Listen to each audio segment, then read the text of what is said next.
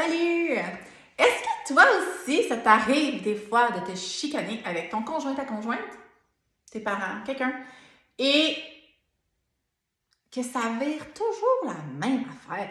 Style, on chicane pour une affaire, puis après ça, boum, d'autres choses sortent.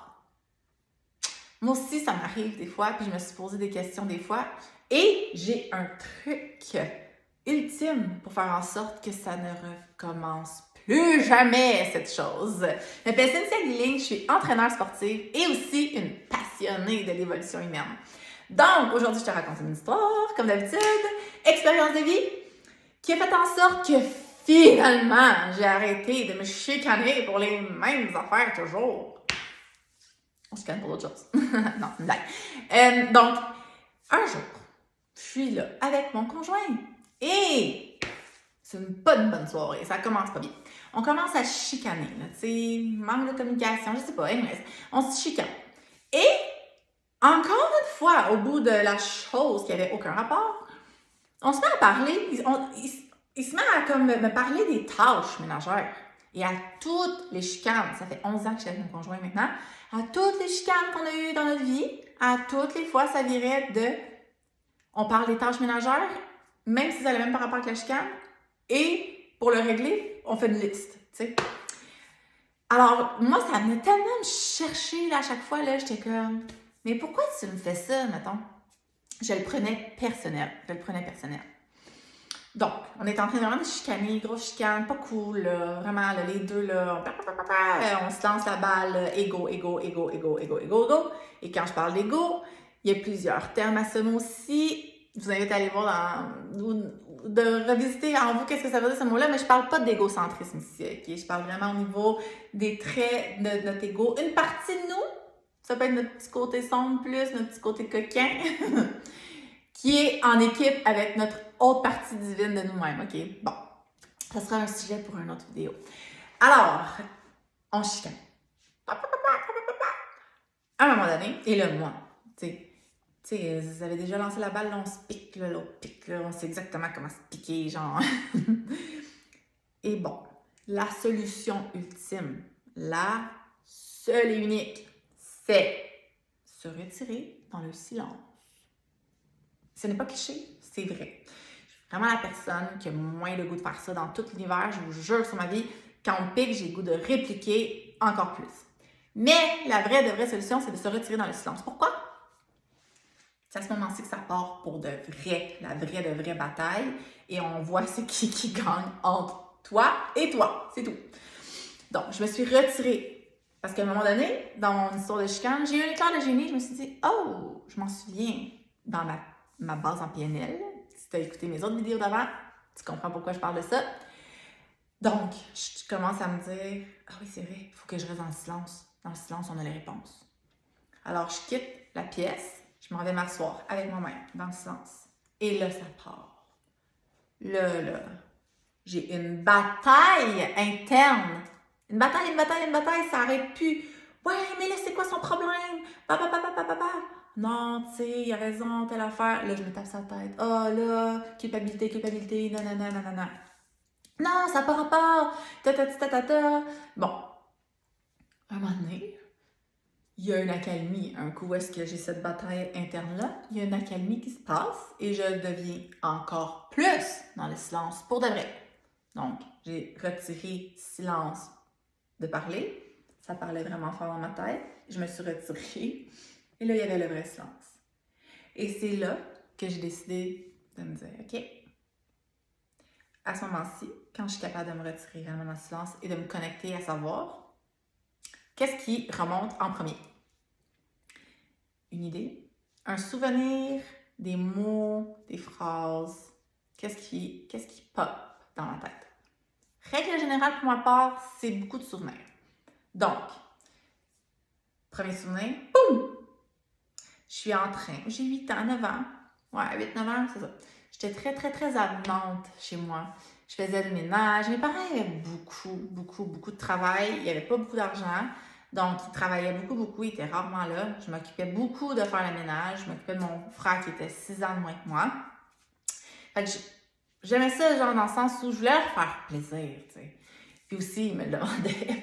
Mais dans le sens où j'étais avant beaucoup, je voulais leur faire plaisir, je faisais le souper, blabla. J'étais très jeune, je m'en souviens, j'étais très très jeune. Et je faisais toutes ces choses-là. Et dans le fond, moi, dans mon souvenir qui a ressorti, c'est que j'avais jamais de remerciements. Personne ne me disait merci. Genre, c'est comme s'il fallait que je le fasse, puis c'est ça. J'avais jamais de merci. Et en plus, souvent, j'avais des reproches. J'avais des reproches. Mes parents étaient fatigués, ok, je ne veux pas les excuser, blablabla, c'est leurs affaires. Anyways, leur truc. Mais moi, j'ai acheté l'idée que souvent, j'avais pas de merci. Puis en plus, on me reprochait bien des choses, que je faisais pas assez, que ci, que ça, que ça. C'est mon idée que j'ai achetée. Ça veut pas dire que c'est ça qu'ils ont dit, ça veut pas dire que c'est ça qu'ils ont fait. Parce qu'il y a toujours plusieurs versions de médaille. Ça dépend toujours comment on décide de l'assimiler. Donc, moi, dans ma tête, j'ai assimilé l'idée que je faisais jamais assez. C'est jamais assez bon. Je faisais rien, en fond. Je faisais jamais rien. T'sais. Mais pourtant, moi, dans ma tête, je faisais plein de choses. Je faisais tout. Alors, je me suis dit, ce souvenir-là, pas pour rien dans ma tête. I guess que ça a un rapport avec pourquoi, à toutes les fois que mon conjoint me parle des tâches ménagères, je me sens comme si il me dit que je fais jamais rien, que je fais jamais rien de bon, que si que ça, parce que c'était les mots qui sortaient de ma bouche. Mais je disais, voyons, ah oui, j'ai une petite parenthèse de pourquoi j'ai décidé de me retirer dans le silence pendant la chicane, c'est que il me disait quelque chose et je l'entendais d'une façon. Pour moi, ça sonnait, tu fais jamais rien, tu fais pas ci, tu fais pas ça, blablabla. Et quand je disais, j'entends ceci, il me disait, c'est pas ça que j'ai dit. J'étais comme, mais qu'est-ce que tu dis? Il me disait ce qu'il disait et je l'entendais encore de la même façon, que je suis pas assez bonne, que je suis pas ci, que je suis pas ça. Et il me disait que c'est pas ça qu'il disait, que ce n'est pas ça. Donc, c'est pour ça que j'avais décidé de me retirer dans ce sens, parce qu'elle me disait, là, ça marche pas parce que il dit quelque chose et j'entends autre chose. Puis à toutes les fois qu'il répétait, j'entendais ça. Puis il me disait, c'est pas ça que je dis. Parce que je le répétais dans ma compréhension, puis il disait que c'est pas ça que j'ai dit. Alors, c'est pour ça, là, je trouvais qu'il y avait vraiment un genre de petite problématique ici de communication. Bref. Voilà pourquoi je m'étais retirée dans ce sens, à la base. Élément important, c'est que j'ai eu un élément de « ni ». Il me dit quelque chose, je l'entends comme ci, comme ça, puis lui, il me dit que c'est pas ça qu'il dit. Bref. Donc, voilà. Je me suis assise avec moi-même, j'ai eu cette introspection-là, souvenir, tu fais passer rien, que je pensais que les gens me disaient, que mes parents me disaient en fait, ou qu'ils me disaient pas, ou peu importe, qui n'étaient pas dans la reconnaissance. Je me sentais pas reconnue avec ce que je faisais. Ah! Voilà. On dirait que j'avais tout réglé. Maintenant, j'entends même plus, honnêtement, je vais vous le dire, là. Je suis allée le voir, j'ai dit, j'ai réglé quelque chose. Quand tu me dis telle chose, c'est comme si ça me ramène à mon enfance, que je te de moins que rien, dans le fond. Parce que j'ai acheté cette idée-là, que dans ma tête, je faisais plein de choses, puis c'était jamais suffisant. C'était jamais rien, en fait, ça valait rien. Donc, je me sentais pas assez.